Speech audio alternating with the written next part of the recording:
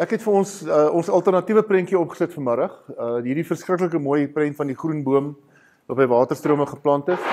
Dis sulke waterstrome dat hulle sommer dat die boom sommer groen is van die mos. En dan die aanhaling aan die regterkant. Leonard Sweet het sy plek is in die Puget Sound bokant Seattle tussen Kanada en Noord-Amerika. Dis waar die orkas bly. Nou sy eiland wat hy op bly, sy naam is Orcas Eiland. Dit klink nou asof hy 'n troll is, maar hy's 'n prof in teologie. Daar's baie mense wat daar bly op die eiland en hy het cottages op die eiland. Ons was 2 keer vir 'n studietoer, het ons daar by hom gesit vir 'n retreat vir 2 of 3 dae. Nou sy bos buitekant sy huis, as jy op die eiland rondbeweeg, is daai tipiese Amerikaanse dennewoude. Ek het eenslag 'n lang fietsstrip gedoen op die eiland. En as jy nou op sekere plekke kom aan die een kant van die eiland, dan lyk dit so. So hulle was besig om te stap.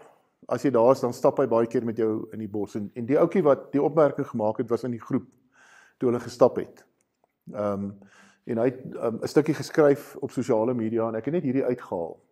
Want hierdie Ben Sanders het gesê, "A tree is like a stick of redemption. It drinks in our toxins, our pollutions, the wreckage of human waste, and through some divine alchemy breathes out oxygen, life itself. More than that, it offers fruit, sustenance, beauty, it offers rest, it offers shade." Daar's 'n klomp goed wat die boom gee. So, net om op 'n manier die metafoor waarmee ons werk, wie is die boom? Ek is die boom. Ek is 'n volgeling van Jesus, en terwyl ek 'n volgeling van Jesus is, wil ek by die waterstrome geplant wees, sodat ek kan groen wees, ook as daar droogte is, en sodat ek kan vrug dra, sodat ek kan skaduwee gee, sodat ek kan, so ons is geroep om in die lewe ingeprop te wees, in die lewe in te gaan. En ons in die laasweek het ons begin met die basiese beginsel, en ons elke keer daarna toe terugkom, is dat daar's 'n beweging wat ek maak, in dit wat ons doen. Begeleiding beteken dat ek hoor wat die Here sê, en hierdie bulbsaam in ons teks vandag is daai plantjie, moet altyd 'n bietjie water bykry. Hy moet elke nou en dan moet jy van hom uithaal wat gegroei het en hom in 'n brood insit. En ek en Hester sukkel om dit in die drein af te gooi. Ons sy bak maar koekies en allerlei goed daarmee, maar dit voel asof jy nou, dis soos 'n troeteldier wat daar in jou yskas leef, en hy groei en hy raak, nou wil jy hom nie sommer net in die drein afgooi nie, so maak jy ietsie met hom. En as hy lewendig is, die plantjie, maak jy vir die res van jou lewe brood. En brood is 'n groot metafoor in die Bybel. Die brood van die lewe is 'n groot metafoor. Vars brood is onweerstaanbaar. Daai daaglikse vars brood wat ouma Brits gebak het, daai boerebrode wat sy so uitgegooi het op die tafel en so gelê en stoom het in die winter. En ons, dit wat ons vir mense gee, is wat die vrou by die put vir Jesus gevra het, kan jy my asseblief ook van daardie water gee? Kan ek asseblief van daai brood kry? Kan ek van hierdie water van die lewe kry? Water wat lewe, brood wat lewe. En dis dis nie 'n benadering, dis 'n instelling in die wêreld om te verstaan dat waar jy ook al is jy besig om leiding te gee. Is jy besig om mense te beïnvloed. Klein of groot, ons het die voorbeeld gebruik, hy is nou op die plek in sy bediening waar mense wat hy nie meer kan onthou nie, na hom toe kom en sê, ek wil net vir jou dankie sê vir daai dag, by daai erediens toe het jy dit gesê, of by daai slag toe ons op 'n uitreik was. En dan kan mens nie noodwendig alles onthou nie. Klein goedjies wat die aangename geur wat die woord ook vir ons van praat, dat ons versprei 'n aangename geur. En ek wil altyd sê, dat aangename geur is die geur van vars gebakte brood. Jy inkom en jy ruik die vars gebakte brood, dan moet jy sê, bring ek appelkoeskonfyt. Bring dit. So, ons sal elke week probeer net om met die boommetafoor iets te doen, sodat ons daarmee kan aangaan. So, vandag is ons tema leiding leef in verhoudings. Leiding leef. Ek het hierdie prentjie op 'n stadium gekry, omdat dit eintlik die basiese vertrekpunt is. Leiding leef in verhoudings. As jy dink aan die teks van die suurdeeg, van die mosterdsaadjie. Ander het 'n mosterdsaadjie in sy Bybel. Marietjie het een in haar Bybel. wat 'n wegrekenbaar klein stofdeeltjie is. Ons het gesê, dit lyk soos 'n insek se mis. Wat hierdie groot, geweldige boom word. Op sy tyd, André het 'n mooi refleksie daar gegee, dis 'n ding wat sy tyd vat, hy's 'n loteling en hy word hierdie geweldige groot boom, wat inprop in die skepping. Die water, sy wortels is ingeprop in die water, dit wat die grond vir hom gee, wat God vir hom gee. Maar in die takke is daar skuilplek, daar's vrugte, daar's saadjies waarmee ons mosterd maak, daar's skaduwee, daar's dit hou die grond aan mekaar vas, dat dit nie wegspoel nie, en. Die boom is nie maar net 'n fixture, hy staan nie soos 'n tafel daar nie. Dis nie net 'n iets nie. Jy's ingeprop. Die suurdeeg is dieselfde, ons praat van die suurdeegmodel van die koninkryk, en Piet het nou toe ek en hy deel in ons tweetaal, toe praat hy van, hy praat eerder van God se heerskappy, as God se koninkryk. Ek het daarvan gehou, ek sal van nou af dit so praat. Mense oor koninkryk, mense is nie lekker by oor koninkryk. God se heerskappy sê, waar God heers. Die plek waar God, daai spasie waar God heers. En die suurdeegmodel sê, daar's lewe, daai deeg is morsdood, as jy dit uit die pakkie uithaal. Ek bedoel, daar's nie lewe inherent in die deeg. Dit was lewendig, maar dit het nou 'n materiële substans geword. En die oomblik as daai deeg in dit inkom, bring dit lewe. En dit gaan regdeur, aan die ander kant uit. Ek het op my blaadjie geskryf, toe ek gelecture het, dit het die hele deeg opgeneem. En ons het in hulle groep gesê, dit is weg, jy kan dit nie meer sien nie. Dis die beeld wat ek vir myself wil voorstel, jy weet, die mense wat Jesus volg, met soos, jy weet, dit moet net lekker ruik, en dit moet mooi wees, en dit moet werk, en as iemand sê, vir wie gee ons 'n medalje, dan is daar nie iemand nie. Sê ons, maar dis wat ons doen. Ons is daar besig. So die eerste gedagte wat ek ook op jou blaadjie vir jou 'n blokkie gegee het, as jy 'n nota wil maak. Verhoudings is die weefstof van die lewe. En dan klink dit nou vir jou, maar dit is logies, maar kom ek vat dit nou vir jou in die realiteit in van wat dit is. Daar aan die linkerkant, my regterkant, jou linkerkant het ek 'n atoom ingesit, 'n eenvoudige prentjie van 'n atoom. Punt nommer 1, niks op aarde is aan mekaar vas nie. Niks. Alles bestaan uit atome uit, wat deur goddelike magnetisme, magnetiese krag, wat hulle dit ook al noem, daai ding aan mekaar gehou word. Die verskil tussen hierdie atome en hierdie atome is net, hulle is bietjie nader aan mekaar. Die magnetisme is bietjie sterker, hier is dit bietjie swakker. In 'n vloeistof is dit nog swakker, in 'n gas is dit nog swakker. Daar's nie regtig 'n onderskeid tussen my voete en die vloer nie. Dit mag voel of ek op die vloer staan en ek is apart van die vloer. Ek is eintlik nie. Want die atome aan die onderkant van die rubber van my voetsool en die atome van die vloer raak aan mekaar en praat aan mekaar. Waarskynlik deel van die rede hoekom ek nie gly en omval nie. Is omdat daai atome wat aan mekaar raak, praat met mekaar en sê, Marie, ek is 'n rubberatoom en jy sê nee, maar ek is 'n linoleumatoom. So 'n rubberatoom en 'n linoleumatoom, hulle kan mekaar wegstoot. Daarom staan ek op my voete. En letterlik alles in die skepping, van alles van waar jy, alles na jou binneste toe, tot by jou kleinste deeltjie, tot na so ver as wat jy kan gaan, is niks is vas nie, alles is in 'n verhouding, van een of ander aard.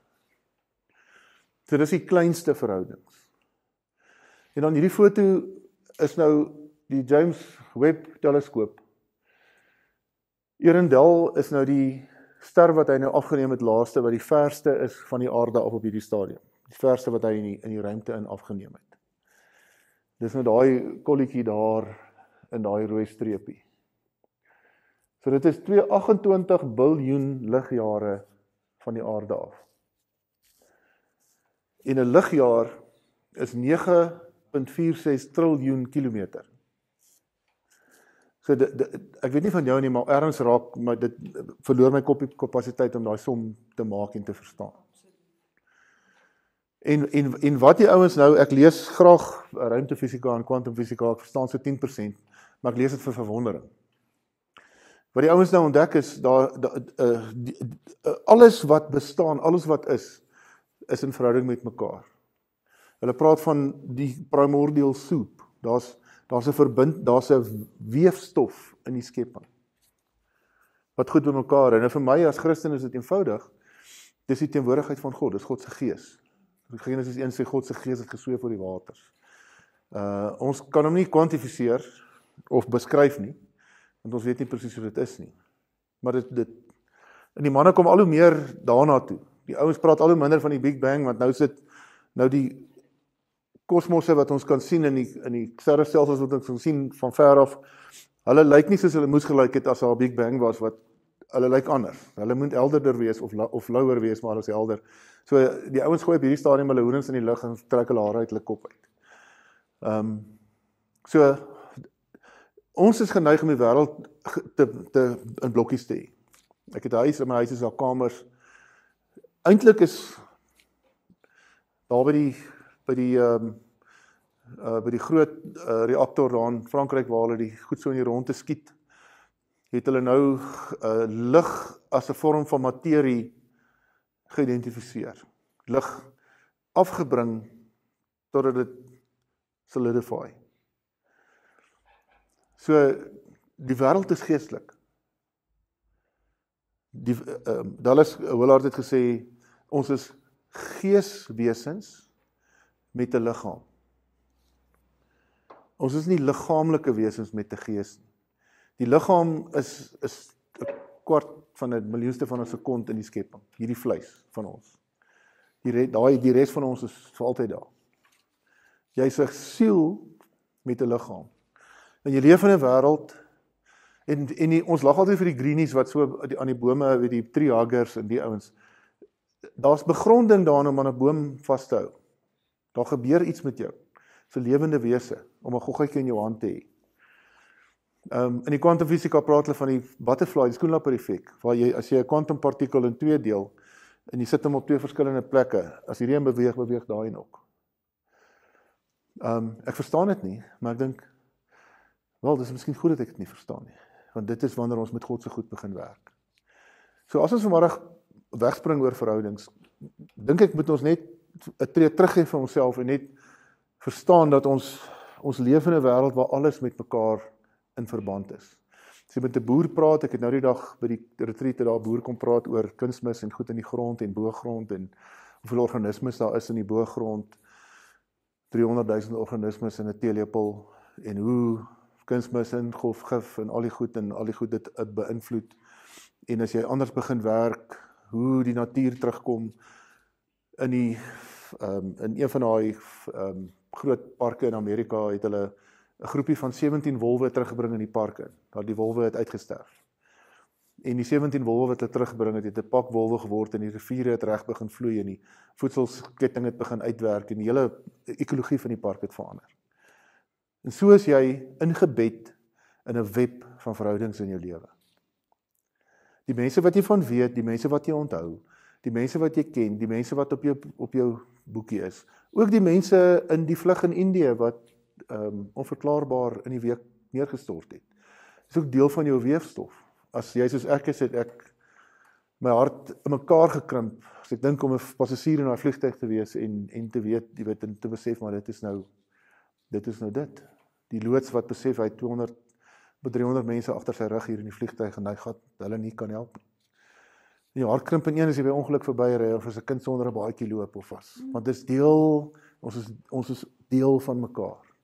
Jy leef in 'n web van verhoudings, jy leef in 'n netwerk van verhoudings. En jy is gegewe. Dis aksiomaties. Dis jy kan nie kies of jy dit wil hê of nie. Die mense wat jy onthou is deel van jou menswees. Jou kinders wat nie hier is nie. Johan hulle se seun is op die skip. Daar in die Middellandse See. As hy bel of hy laat weet iets, roer dit iets in my. Ons is aan mekaar vas. Dis nie vreemd nie, want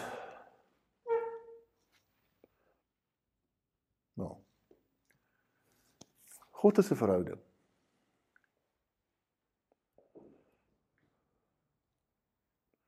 Ek is seker hoe dieper ons in die kwantumfisika ingaan, hoe eenvoudiger gaan dit word. Want God is 'n verhouding. God drie enig is 'n verhouding, Vader, Seun en Heilige Gees. God bestaan in 'n verhouding. En toe hy sy seun Jesus na die aarde toe gestuur het, het hy nie ergens op 'n berg verskyn en daar van die berg af gekom en 'n bachelor flat gekry in Genesaret en daar gebly nie. Hy's gebore in 'n familie met 'n ma. Wat voel soos hierdie ma oor haar kind op die skip. Toe hy aan die kruis gehang het, het sy ma verdrietig hier by die kruis geween oor haar kind. Hy het broers gehad, hy het 'n pa gehad. Waarskynlik is sy pa vroeger al oorlede. Die mans het nie verskriklik lank geleef in die dae nie. So hy's gebore in verhoudings. Hy's ingebou in 'n web van verhoudings. En toe sy bediening begin, Jesus en sy disippels, daai ronde prentjie. Jesus, ek volg my. Volg my en ek sal julle vissers van mense maak. Toe skep hy 'n community van verhoudings. Mense met wie hy 'n commitment maak vir, ons kry mekaar elke dag by hierdie boom, en ons is saam, en ons stap saam, en as jou wiele afval, dan is ons daar vir jou, en as jou wiele afval, is ons daar vir jou, en as jy iets het vir wat vreugde is, dan is ons daar vir jou. En toe hy die kerk stig hy die kerk in 'n verhouding. Op Pinksterdag het 3000 mense om aanvaar as hulle Here en Verlosser. Hulle is sommer daar in Jerusalem gebly. Sê ons is familie van mekaar nou bly ons hier, en ons het ons vakansiehuise en ons gastehuise en ons gastekamers en ons tente gekom en ons bly nou hier, want ons gaan nie terug Marokko toe en af in Afrika in Noord, en ons gaan nie terug nie, ons bly hier, ons is family, dis ons mense. God het ons 'n verhouding gemaak, en wanneer ek terug gaan huis toe, dan word ek ontvang deur God en die triljoene hemelwesens, en ons staan op die oordeelsdag in ons verheerlikte liggame met die mense wat ons lief het, in die gemeenskap waarvan ons nou al deel is. So verhouding is anders as, dis 'n liefdesverhouding, of ek is 'n vriend van hierdie ou of daai ou se besigheidsvernoot. Maak nie saak wie dit is nie en waar jy loop nie. As jy in die straat afstap, elke mens met wie jy kontak het, wat by jou verbystap, het op 'n manier 'n effek op jou. Want ons is op 'n manier deel van dieselfde weefstof. Kom ons chat gou 'n bietjie daaroor. Is daar 'n vraag wat jy het of 'n opmerking? Yes.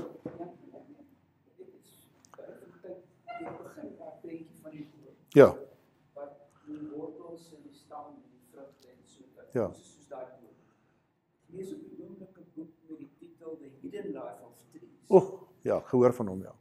Waar dit is 'n boswagter of 'n veldwagter in Duitsland wat dit geskryf het. Ja.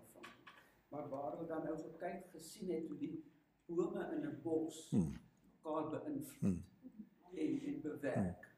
As die een En die netwerk is onder die grond, né? Dis onder die grond, maar is bo die grond. Ja. Dit is chemiese verbindings, dit is reuke, dit is smaak, dit is hulle waarsku mekaar. En as die een boom swaar kry, dis belangrik dat dan word daar suiker ondergesit deur met direkte kontak tussen die wortels of met vimpie wat dit doen.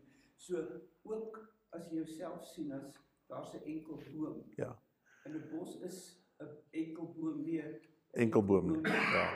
Gaan gou.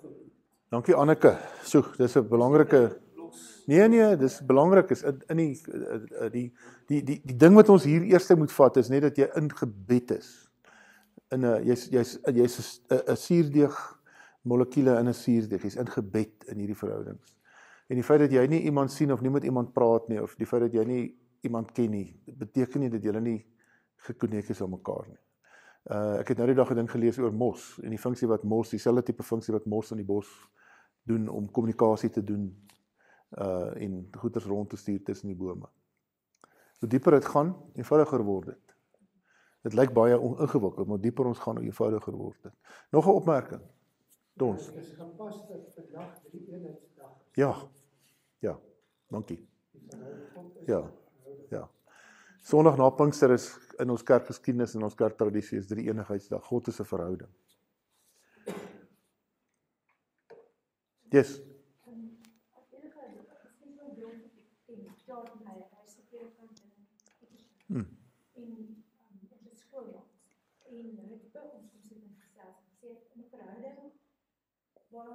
Ons is 'n gesin van 4. Dit is nie so eenvoudig. Tussen elke een is daar 'n ander tipe verhouding. So hy het 'n maalsom gemaak en dit was 'n groot getal verhoudings wat eintlik, dit was 'n wet wat eintlik net tussen ons 4 is.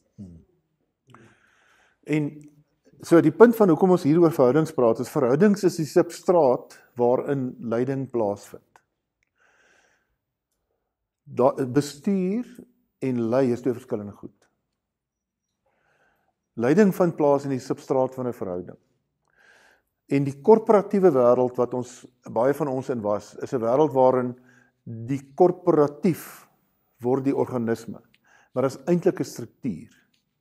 En wat 'n struktuur doen is, hy keer vir sy wickets.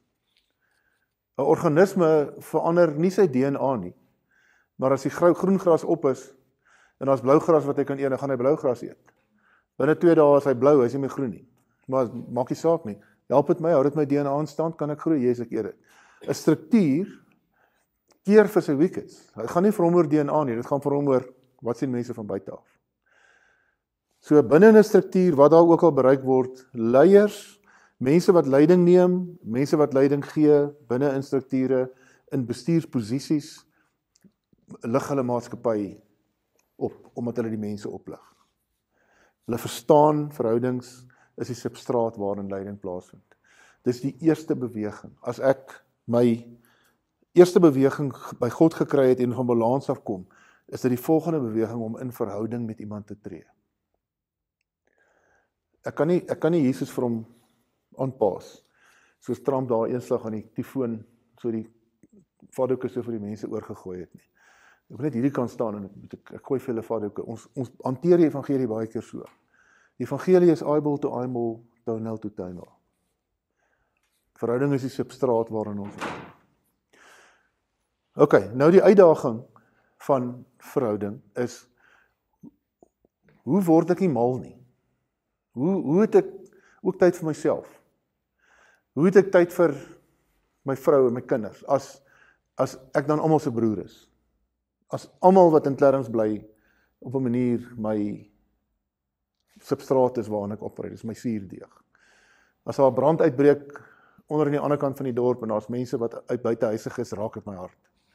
Ek hoor daarvan. As die brand hier in die berg kom, dan is almal daar. Dis deel van my. Hoe hou ek my sanity? So ek wil vir julle 2 sirkels gee om huis toe te vat. Die eerste knikkie wil hy vat en dan vat hy nie die tweede een. OK. So dis die verhoudingswiel.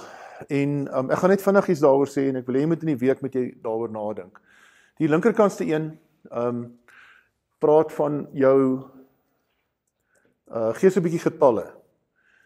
So in die middel is ek self en my intieme verhoudings. Dis 1 tot 5. Laat nou 'n punt daarin wat eintlik 'n streepie moet wees. 1 tot 4, 1 tot 5. Dis my intieme verhoudings. Dis my intieme verhoudings. Dan naby vriende. Dan beste vriende. Dan goeie vriende.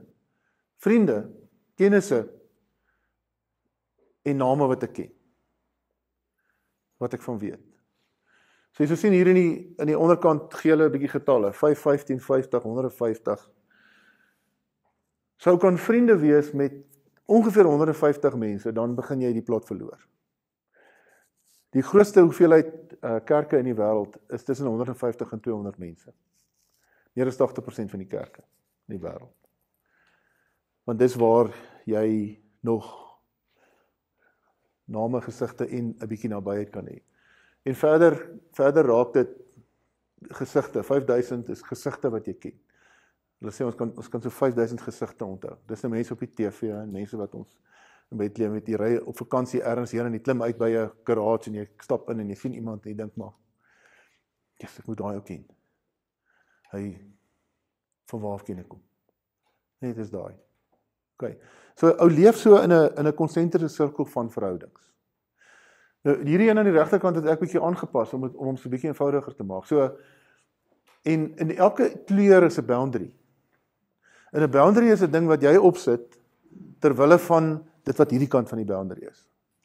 OK? En dit is belangrik dat ons grense opsit in ons lewe. Is belangrik vir dit wat hierdie kant van die grens is. So as dit kom by myself, daar's 'n grens daar. Dis die plantjie wat ons nou oor gepraat het. Daai plantjie moet gevoed word. As ek nie 'n verhouding met Jesus het en leef en gesond is nie, help dit niks om my vrou met my getrou te wees nie. Dit help niks, ek doen alles vir haar nie. Want sy het 'n slaaf in die huis of 'n butler, maar sy het nie 'n verhouding met iemand nie. Dan jou familie. Naby familie, ver familie is die mense wat jy moet vat omdat hulle jou familie is. Home is a wonderful place because they have to take you. So familiemense, dan vriende. Gaan nou praat oor vriende. Die Bybel sê daar kan 'n vriend wees wat nader is as 'n broer. Daar gaan vriende wees wat daai twee so 'n bietjie vermeng. Daar's 'n vriendin of 'n vriend wat nader is as jou eie broer. Gisteraan die voorreg gehad om met twee boeties te kuier. En ek het hulle nog net so 'n bietjie dopgehou by die vuur. Ou boet, nee, ek gaan nie met jou braai inmeng nie. Nee, en ek en Henny is vriende. Maar in daai geval, ek is nie so goeie vriend van hom soos sy boetie se verhouding. Familie, vriende, kennisse. Kennisse is iemand wat jy in die dorp, in die loop van goeters, is mense wat jy saam mee op 'n Saterdagoggend parkrun mee doen. Dis mense wat jy saamwerk by die bazaar. Dis mense wat jy wat jou bure wat af van jou bly, wat jy groet en wat jy gesels en hoor hoe gaan dit. Dis kennisse. Gemeenskapsleiers, ek het nou 'n taswoord gesoek daarvoor. Dis is jou dokter en die prokureur en die dominee en die eienaar van die restaurant en die ou wat by die garage werk en die mense van Bethlehem en die mense van Clarence en dis mense wat jy nie noodwendig 'n verhouding mee het, jy ken hulle nie noodwendig nie, jy het nie noodwendig tyd saam met hulle nie, maar jy weet wie hulle is. En dan het jy vreemdelinge. Dis iemand nuut wat jy glad nie ken nie. So, en as iemand altyd vir my sê, maar hoorie, maar ek kan nie met almal vriende wees nie, sê ek absoluut so. Dan moet 'n boundary wees. My vrou, my sanity kom voor my vrou se sanity. Maar natuurlik in balans, want sy het ook haar eie sanity. Ek moet vir haar kans gee vir haar sanity, maar my welwese kom voor my vrou, my kinders se welwese. En dan is dit my vrou en dan is dit my kinders. Eers my vrou, dan my kinders. Eers my lewensmaat, dan my lewensmaat kom eerste. As daai verhouding nie werk nie, bring hy verwoesting in die res van die verhoudings in.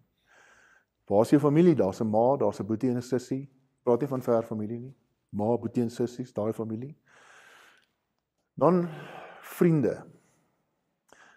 Jesus het gesê in Johannes 17, ek noem julle my vriende, as julle my doen wat ek vir julle vra. Wat 'n vriend het ons in Jesus. So party mense is kennisse. Party mense is mense wat vreemdelinge is, wat jy niks mee te doen het nie. Jy is nog steeds in verhouding met hulle. Maar hulle is nie naby aan jou lyf nie.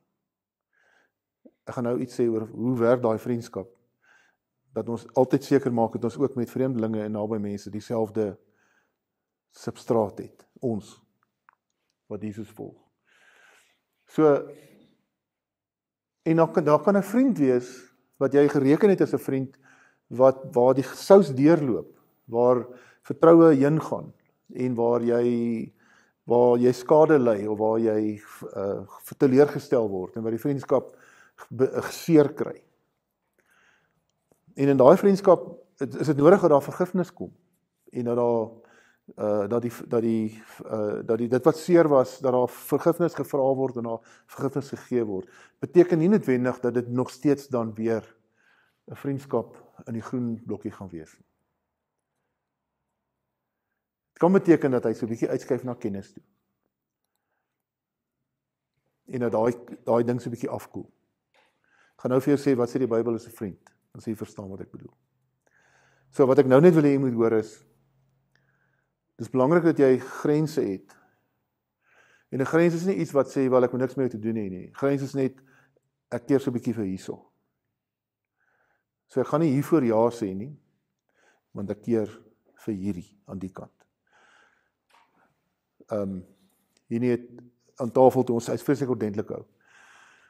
Aan tafel toe ons gisterand sit, toe sê hy, het vir sy boetie gevra. Boetie, is dit reg, die dominee op die dorp is 'n koshuismaat vir my. Is dit reg as ek hom bring? Want was hy en sy boetie en hulle vrouens en sy ma en hulle dogtertjie wat cerebraal gestremde dogtertjie is. Is dit reg as ek die vreemde mense hier innooi? Vir jou 'n vreemdeling.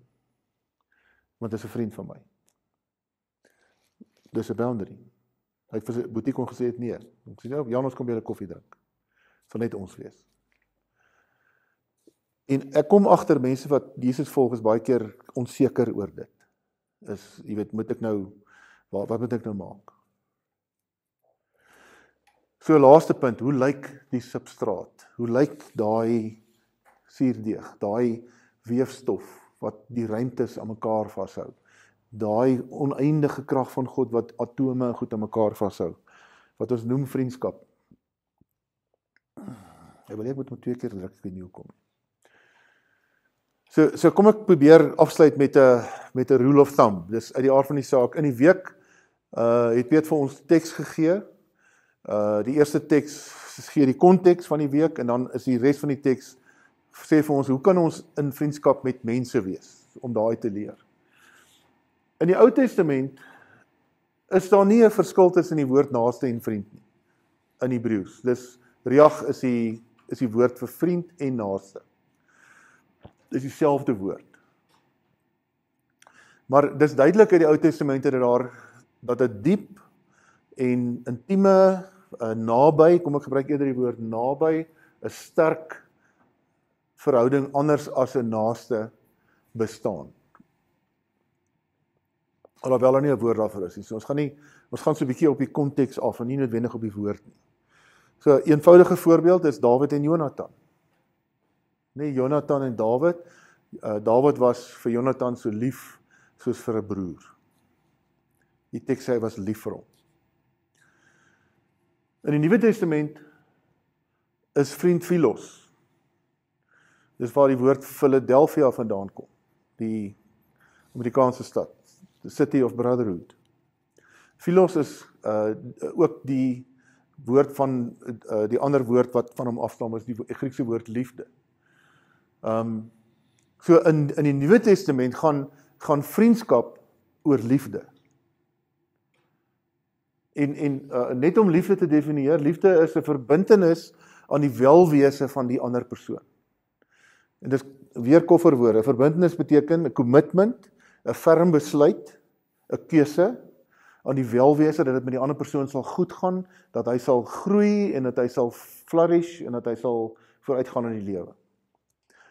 En dit is interessant, net die Ou Testament, Nuwe Testament, waar in die teks waar gesê word, die 2 kere in die Ou Testament waar Abraham genoem word dat hy 'n vriend van God is. En in Hebreërs word hy aangehaal as 'n vriend van God met die woord philos.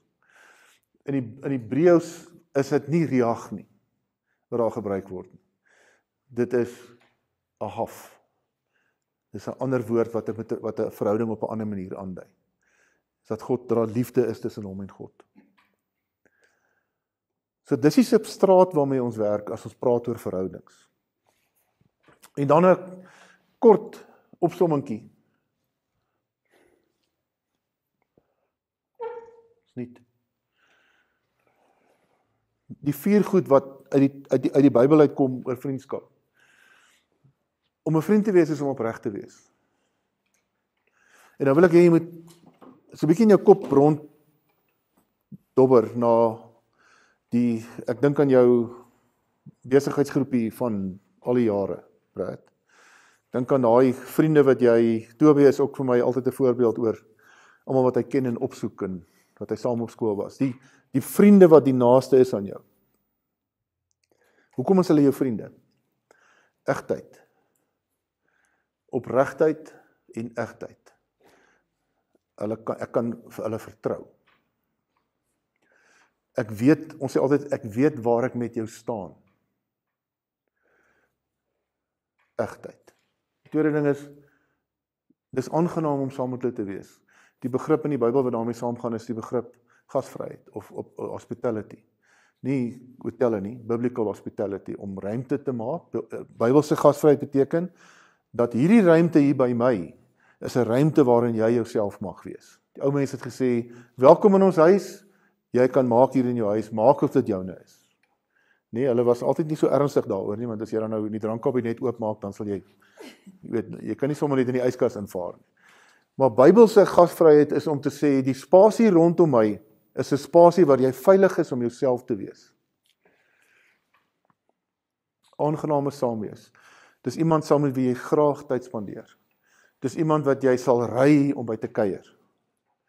Dis iemand wat as hulle Windburg verbykom, dan bel hulle jou en sê as jy by die huis, ons wil gou by jou draai maak. En sê maar dis 200 km draai, so maak nie saak nie, ons wil net vir jou hallo sê, ons kan nie so naby jou verby ons net, en dan as hulle weggaan, dan is dit net Esther het gisteraan saam met Hennie se vrou gekuier, maar Hennie se vrou het 'n hond uit 'n bos uit met haar gekuier. Ek het hulle moes loskeer vir mekaar. En vir haar was dit wonderlik. Dit was 'n wonderlike ervaring vir hulle albei. Liefdevolle wonde. 'n Vriend is iemand wat liefdevolle wonde vir jou gee. Wat operasies op jou doen. Partykeer sonder jou toestemming. Partykeer in die ongemak, in pynvolle. 'n Vriend is iemand wat na jou toe kom en vir jou sê, hoorie, mense sê. 'n Vriend is nie iemand wat saam met ander mense sê nie.